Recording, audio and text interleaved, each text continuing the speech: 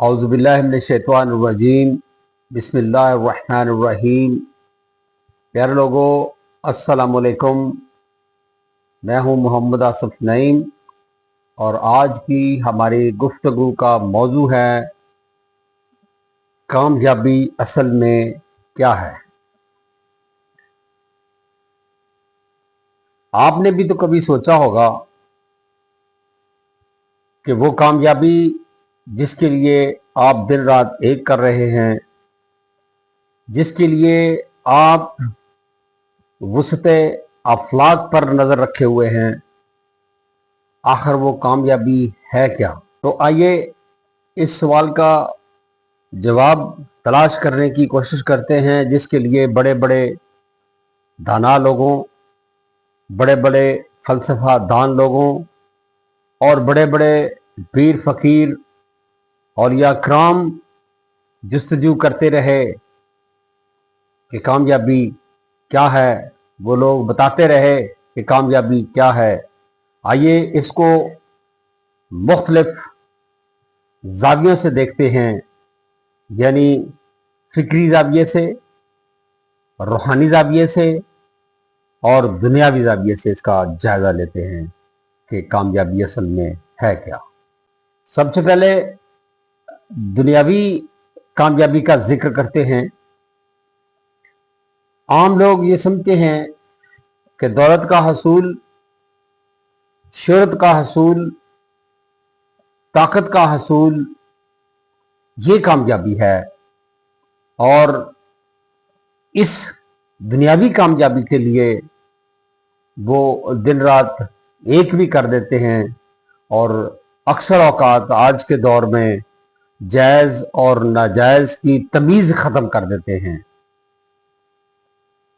याद रहे कि ये कामयाबी वक्ती कामयाबी है और ख़त्म होने वाली कामयाबी है। ऐसी कामयाबी से इंसान को कल्बी सुकून कम ही मुयस्सर आता है। दूसरी है इखलाकी कामयाबी।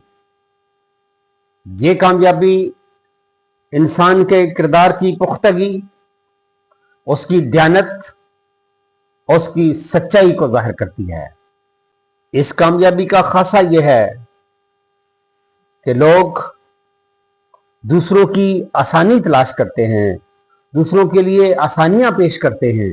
ये वो कामयाबी है कि लोग आपसे मिलें तो उनको इत्मीनान और कल्बी सुकून महसूस हो। इस कामयाबी से माशरे के अंदर रोशनी फैलती है।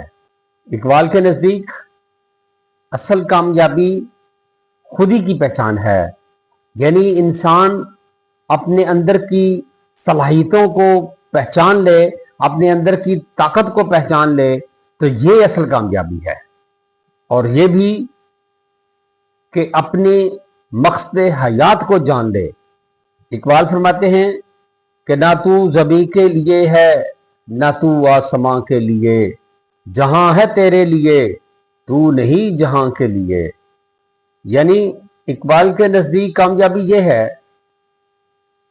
कि हम अपने अंदर की ताकत को पहचानें, अपनी खुदी को बुलंद करें और अपनी ज़िंदगी को खुदा की रज़ा के लिए ढाल दें। जी प्यारे लोगों, अब हम देखते हैं कि वो हकीकी कामयाबी, वो असल कामयाबी, उसकी अलामत क्या है। किसी को कैसे पता चलेगा कि वो हकीकी कामयाबी की मनाजिल पर है या वो हकीकी कामयाबी हासिल कर चुका है। तो उसकी चंद एक अलामत हैं। उसके लिए पहली अलामत है दिल का सुकून, दूसरी है ज़मीर का इत्मीनान, तीसरी है खिदमत खल्क, और चौथी और आखिरी अलामत है मकसद हयात से जुड़ी हुई जिंदगी।